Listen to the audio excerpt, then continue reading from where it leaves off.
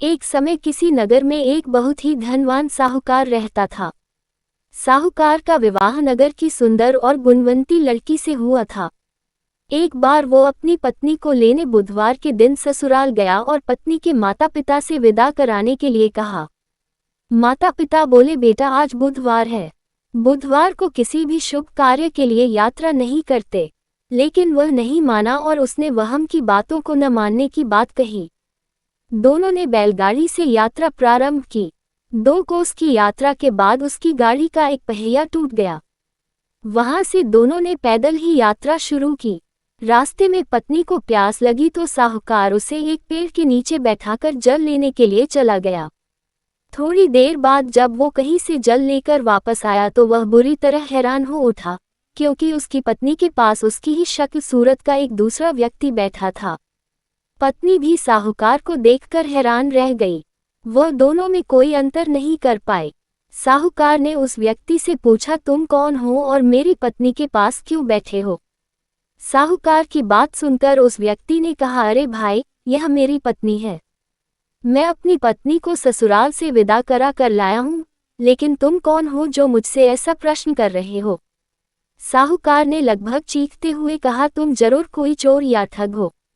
यह मेरी पत्नी है, मैं इसे पेड़ के नीचे बैठाकर जल लेने गया था। इस पर उस व्यक्ति ने कहा, अरे भाई, झूठ तो तुम बोल रहे हो। पत्नी को प्यास लगने पर जल लेने तो मैं गया था। मैं तो जल लाकर अपनी पत्नी को पिला भी दिया है। अब तुम चुपचाप यहाँ से चलते बनो, नहीं तो किसी सिपाही को बुलाकर तुम्हें पकड़वा दूंगा। दोनों एक दूसरे से लड़ने लगे। उन्हें लड़ते देख बहुत से लोग वहां एकत्र हो गए। नगर के कुछ सिपाही भी वहां आ गए। सिपाही उन दोनों को पकड़कर राजा के पास ले गए। सारी कहानी सुनकर राजा भी कोई निर्णय नहीं कर पाया। पत्नी भी उन दोनों में से अपने वास्तविक पति को नहीं पहचान पा रही थी। राजा ने उन दोनों को कारागार में डाल देने को कहा। राजा के फैसले को सुनकर असली साहूकार भयभीत हो उठा।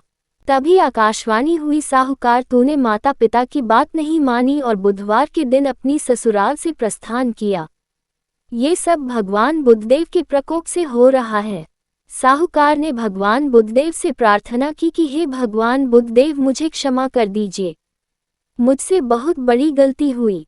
भविष्य में अब कभी बुधवार के दिन यात्रा नहीं करूंगा और सदैव बुधवार को आपका व्रत किया करूंगा। साहूकार की प्रार्थना से प्रसन्न होकर भगवान बुद्धदेव ने उसे क्षमा कर दिया। तभी दूसरा व्यक्ति राजा के सामने से गायब हो गया। राजा और दूसरे लोग इस चमत्कार को देखकर हैरान हो गए। भगवान बुद्धदेव की अनुकंपा से राजा ने साहूकार और उसकी पत्नी को सम्मानपूर्वक विदा किया। कुछ दूर चलने पर रास्ते में उन्हें बैलगाड़ी मिल गई। बैलगाड़ी का टूटा हुआ पहिया भी जुड़ा हुआ था। दोनों उसमें बैठकर नगर की ओर चल दिए। साहूकार और उसकी पत्नी दोनों बुधवार का व्रत करते हुए आनंदपूर्वक जीवन यापन करने लगे। भगवान बुद्धदेव की अनुकंपा से उनके घर में धन संपत्ति की वर्षा होने लगी। जल्द ही उनके जीवन में खुशियां ही खुशियां भर गई। बुधवार का व्रत करने से स्त्री पुरुष के जीवन में सभी मंगल कामनाएं पूरी होती है।